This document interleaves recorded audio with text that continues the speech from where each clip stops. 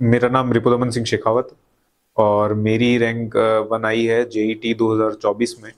और मेरे जो स्कोर रहा है वो 421 रहा है, 421 नंबर। और और ये बताइए रिपुदमन जी की फर्स्ट रैंक आपकी की है जनरल कैटेगरी के अंदर, बिल्कुल। है ना? 421 मार्क्स के साथ में आपकी फर्स्ट रैंक आई है। जी बिल्कुल। लेकिन ये चीज किसी ने बताई नहीं कि ऑल राजस्थान अपन बात करें, कई पोस्टर वगैरह अपन ने देखे कोचिंग इंस्टीट्यूट्स के, तो वहां पर कुछ और दिखाई दे रहा है, तो उस पर आप क्या बोलना चाहेंगे एक बार? मैं इस पर यही बोलना चाहूंगा कि काफी कोचिंग इंस्टीट्यूट्स ने अपनी जो रैंक 1 है वो छापी है, पर उन्होंने कहीं ना कहीं उस चीज का बखान नहीं किया है कि वो किस कैटेगरी में है, किस अपने सब्जेक्ट में है। उन्होंने साइड में कोने में लिख दिया, ओबीसी है तो ओबीसी लिख दिया, एससी है तो एससी लिख दिया, एसटी है तो एसटी लिख दिया, या फिर जैसे अपने कृषि विभाग उन्होंने लिख दिया कई जगह। तो वो क्या है, मैं उनसे कोई द्वेष भावना रखता नहीं हूँ कि भाई ठीक है मैं आपसे लड़ने आ जाऊं, अभी नहीं, ऐसी कोई बात नहीं है। पर फिर भी लोगों को इस चीज का सच पता होना चाहिए कि रैंक 1 जो है उसको आप बाइफरकेट क्यों कर रहे हैं।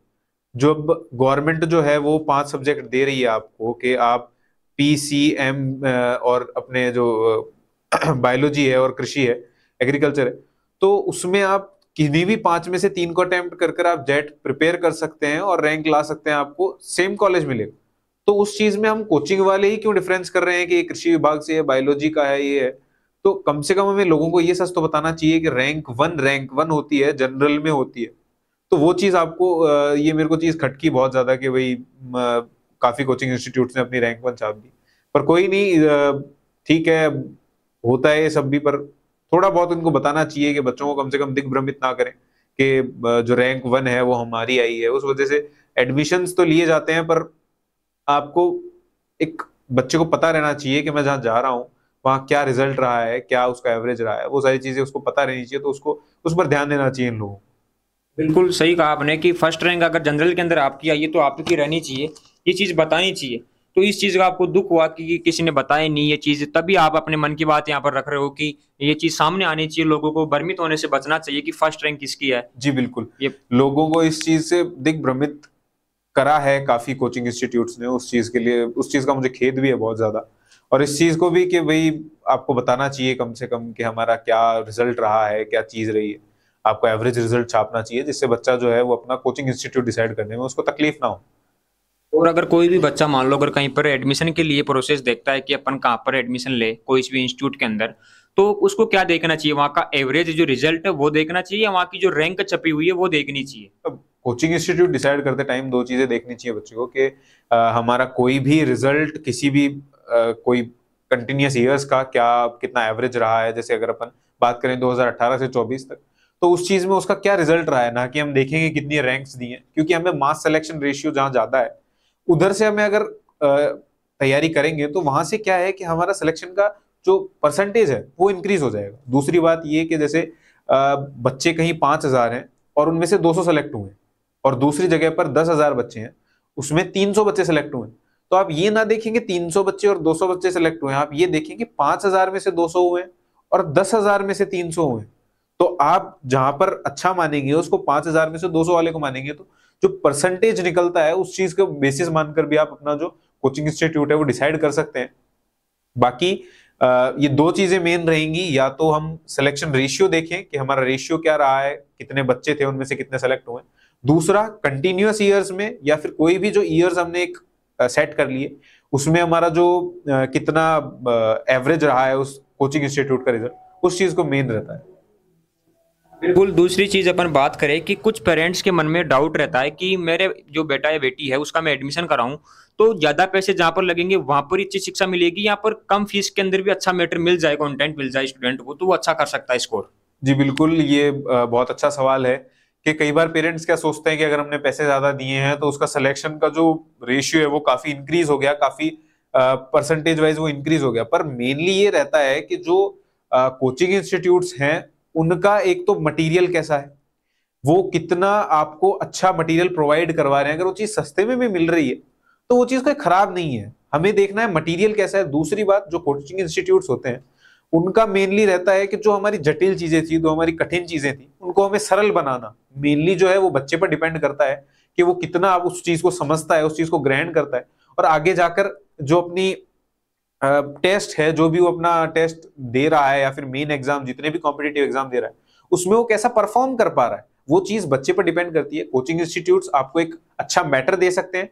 दूसरी बात कि आपको जटिल चीजों से सरल चीजों की ओर ले जा सकते हैं। तो मेनली मेरा यही है कि आप ऐसे नहीं भागें कि हम ज्यादा पैसे दे रहे हैं तो हमारा सिलेक्शन नहीं, आप सस्ते में भी वो चीज ले सकते हैं। पर मेनली ये रखें कि आपको हर चीज सोचकर एक कोचिंग इंस्टीट्यूट डिसाइड करना है, ना कि आप ऐसे पैसों से डिसाइड कर लें, आप एक रैंक से डिसाइड कर लें। नहीं, ये चीज गलत है। और क्या अगर कोई एवरेज स्टूडेंट चाहे तो वो भी अपनी फर्स्ट रैंक ला सकता है क्या जेईटी के अंदर? जी बिल्कुल, कोई भी एवरेज स्टूडेंट, कितना भी एवरेज, वो अपनी रैंक 1 ला सकता है। मेनली उसको जो चाहिए वो एक कंटिन्यूटी चाहिए। उसको मेनली जो चाहिए ये चाहिए कि वो अपना जो कार्य कर रहा है उसको कंटिन्यूअसली करता रहे, उसमें अपने कोई बाधा ना आने दे। और जो भी वो पढ़ रहा है उसको कितनी बार रिपीट कर रहा है, कितनी बार रिवीजन कर रहा है, उस चीज पर बेसिस रहता है कि हम कितना अच्छा परफॉर्म कर पाएंगे हमारे एग्जाम में। और एग्जाम से पहले भी हम कितना उसको रिवाइज कर रहे हैं, वो चीज भी काफी इंपॉर्टेंट रहती है। तो इसलिए कोई भी एवरेज स्टूडेंट अगर अपनी लगातार मेहनत, अपनी लगातार एकदम काबिलियत के साथ लगा रहता है, तो वो डेफिनेटली, मैं ये नहीं कहता हूं कि रैंक 1 लाएगा, डेफिनेटली वो एक अच्छी रैंक ग्रैब कर सकता है। और एक चीज आपने देखा होगा कि जो जेट का सिलेबस है वो ज्यादा कोई बड़ा सिलेबस नहीं जी है। बिल्कुल। उस हिसाब से अपन बात करें तो सिलेबस के हिसाब से अपन 20 से 25 हजार फीस दे तो कोई दिक्कत नहीं है, लेकिन 40 से 50 हजार रुपए एक साल जेईटी की फीस होनी चाहिए क्या आपके हिसाब, सिलेबस के हिसाब से? जी मेरे हिसाब से बिल्कुल नहीं होनी चाहिए, क्योंकि जनरली जो मैंने जेट का सिलेबस देखा है वो लगभग 3-4 महीने का रहता है। तो उस चीज के लिए 20-25 के इनफ है, और बहुत ठीक है कि ठीक है ये एप्लीकेबल है।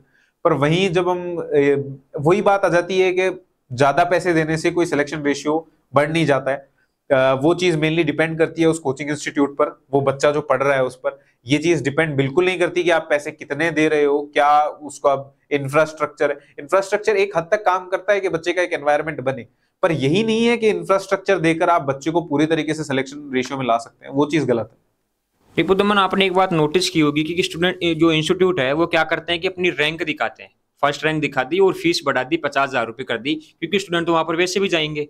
तो क्या ये होना सही है क्या? ये चीज, ये रैंक आपकी आई नहीं, रैंक आपने दिखा दी, फर्स्ट रैंक मेरी है, और फीस आपने जेट की बता दी 50 हजार रुपये ऑफलाइन वगैरह, इतनी फीस रहनी चाहिए क्या? वो जो फर्स्ट रैंक आए, ये क्या सिस्टम है? क्या स्टूडेंट इससे गुमराह होते हैं क्या इस चीज से? बिल्कुल, ये बहुत बड़ी चीज है। एक रैंक 1 क्या है, किसी भी आदमी को, किसी भी पेरेंट को, किसी भी कैंडिडेट को बहुत हद तक दिग्भ्रमित कर सकती है, बहुत हद तक उसको एक मिसलीडिंग वे में ले जा सकती है।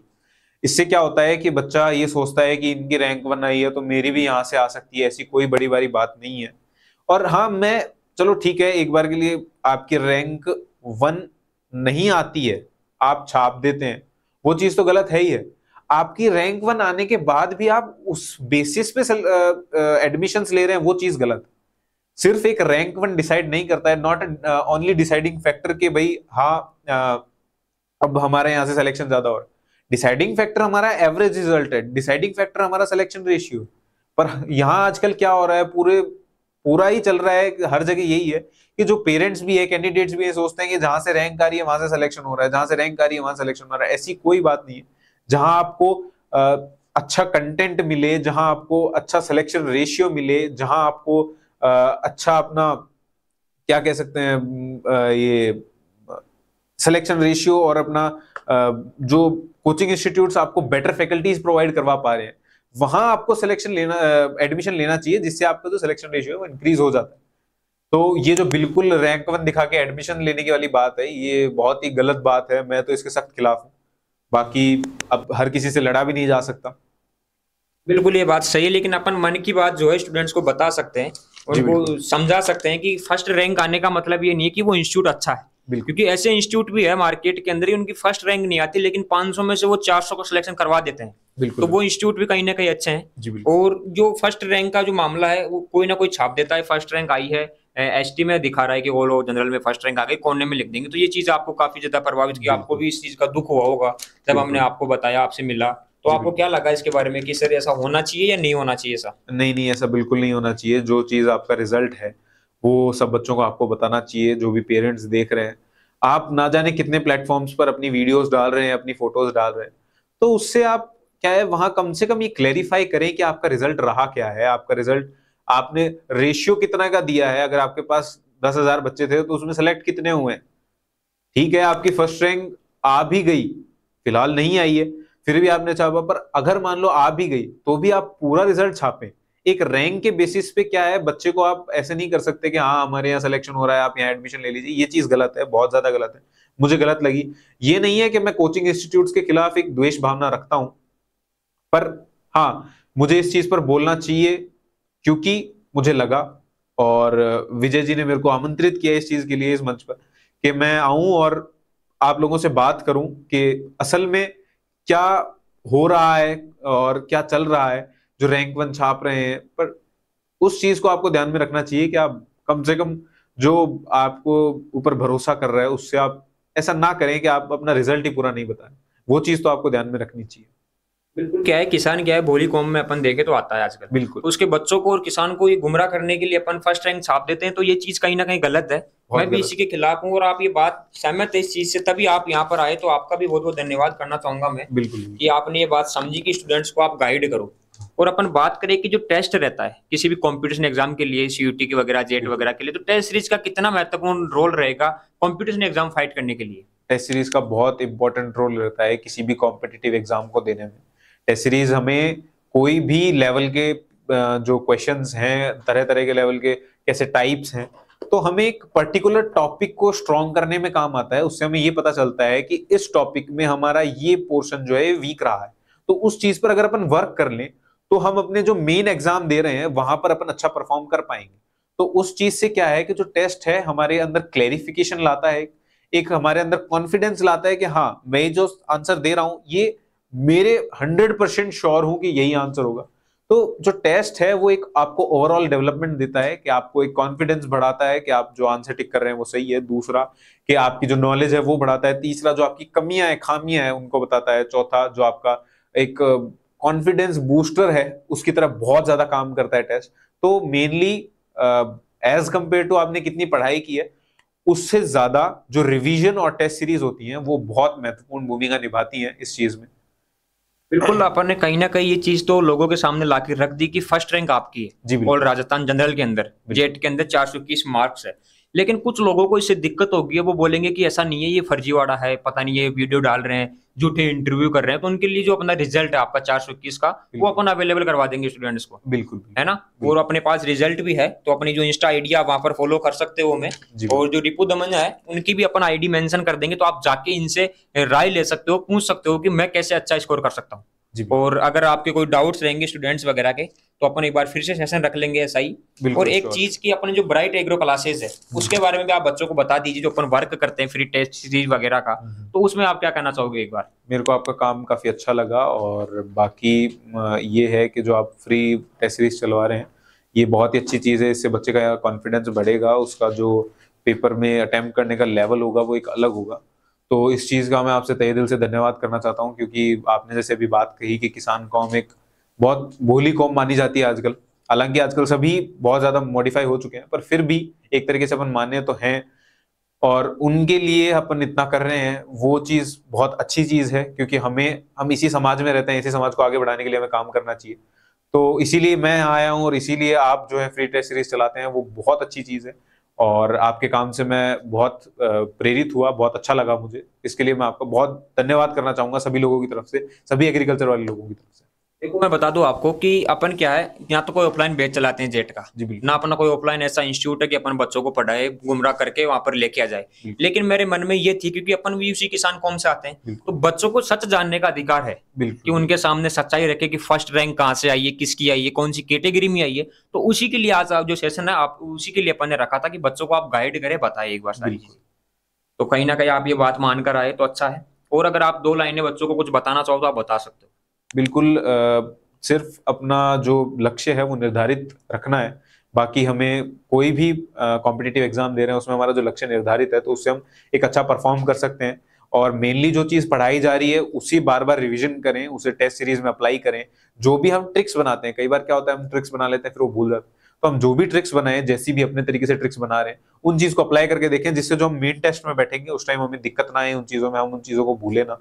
और बाकी एक कॉम्पिटिटिव एग्जाम के लिए हमें कंटिन्यूटी बहुत जरूरी है। ये एक इम्पॉर्टेंट फैक्टर रहता है आपके सिलेक्शन में, आपके एक अच्छी रैंक लाने में। तो सभी को बेस्ट ऑफ लक अपनी जर्नी के लिए, और सब अच्छा करें। जय माता दी।